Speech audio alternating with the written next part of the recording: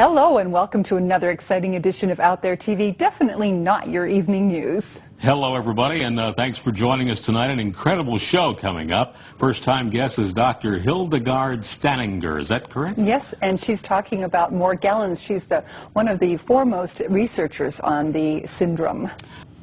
Dr. Hildegarde Staninger is a doctor of integrative medicine and one of the leading international scientists in the field of industrial toxicology. Wow, Dr. Staninger is also one of the few scientists actively investigating what's become known as Morgellons syndrome and joins us tonight with some incredible findings. Welcome, Dr. Staninger.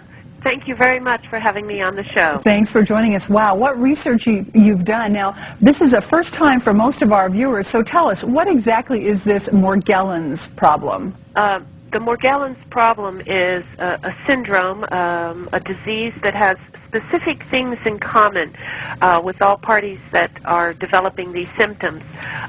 They have fibers that grow out of their body, and these fibers burn at 1,400 degrees or more, and they also have where it's either black, blue, or red, or even white fibers. They experience hair loss that is replaced by pseudo-hair. They have fatigue and a number of what they call lesions, which has like a crust over it or a pseudo-skin, or some people call it a callus, where these fibers and other materials accumulate under the skin. Doctor, we're just showing some photographs as you're speaking, and this thing is hideous. It looks really alien on the human body. Well, it is a true foreign invader, meaning a foreign invader is something that comes into the body and is not recognized by the body and attacks the body's defense mechanism.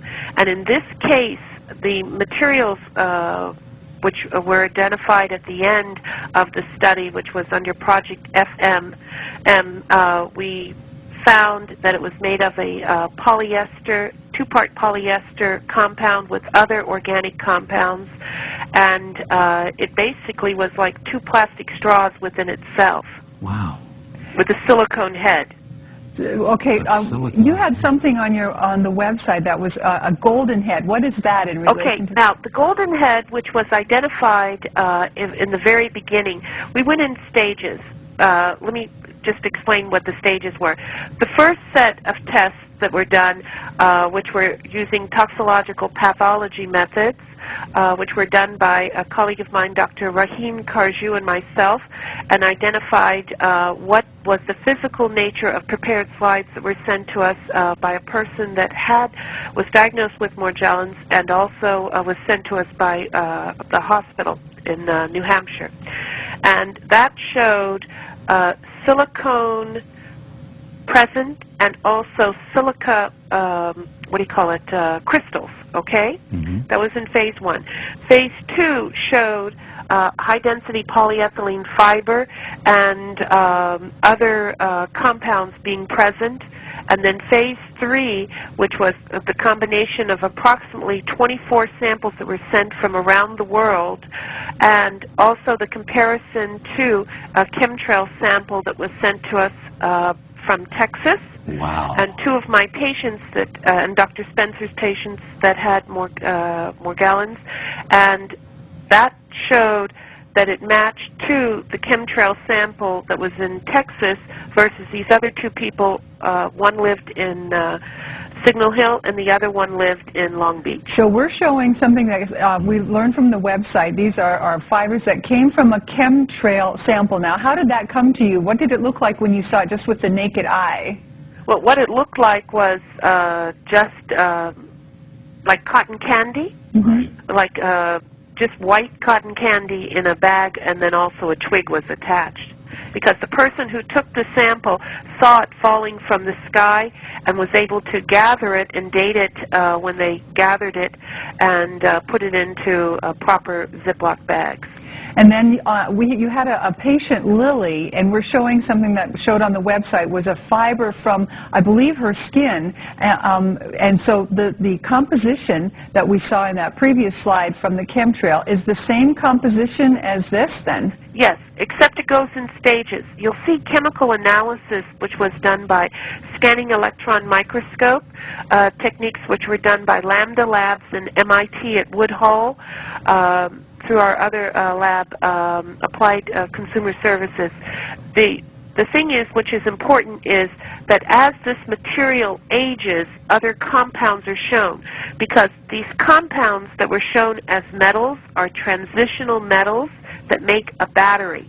Thus, the compounds use the cells to make its own battery, where they have a silicone or a gel in between the cells that allow it to be like suffocated or held within.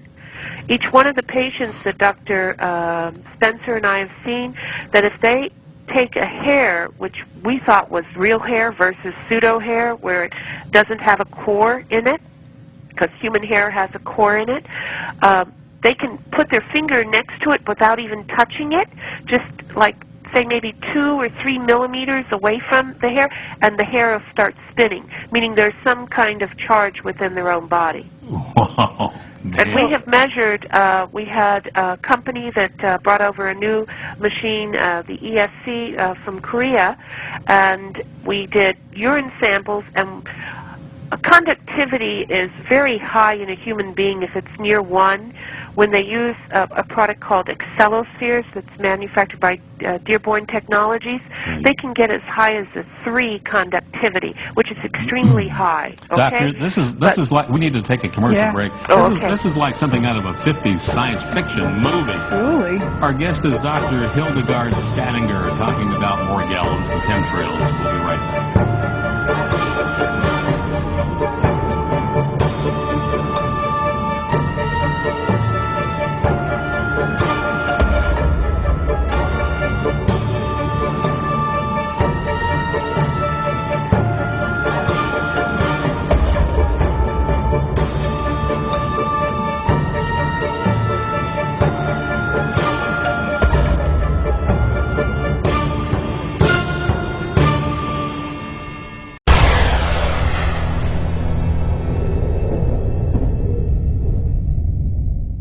Trying to call Okay. me, Oh, sorry.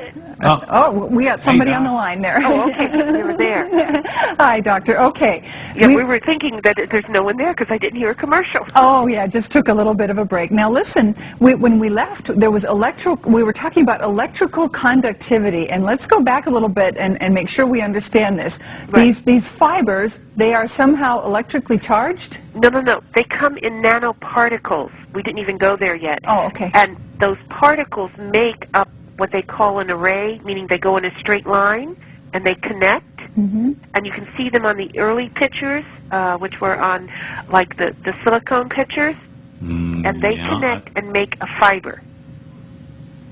Okay, I don't think we have a picture of that, but I'll try with the one here. Okay, but I'll review that. Yeah. Okay, what I was saying earlier in reference to transitional metals and the conductivity. Transitional metals are metals that make up charges, being iron, sulfur, etc., and phosphorus.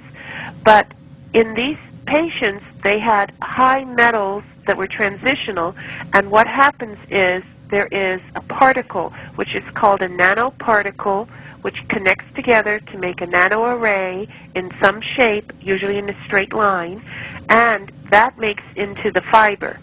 And that was shown in earlier pictures that Dr. Carjou took, where you could see there was an association between the particles connecting together.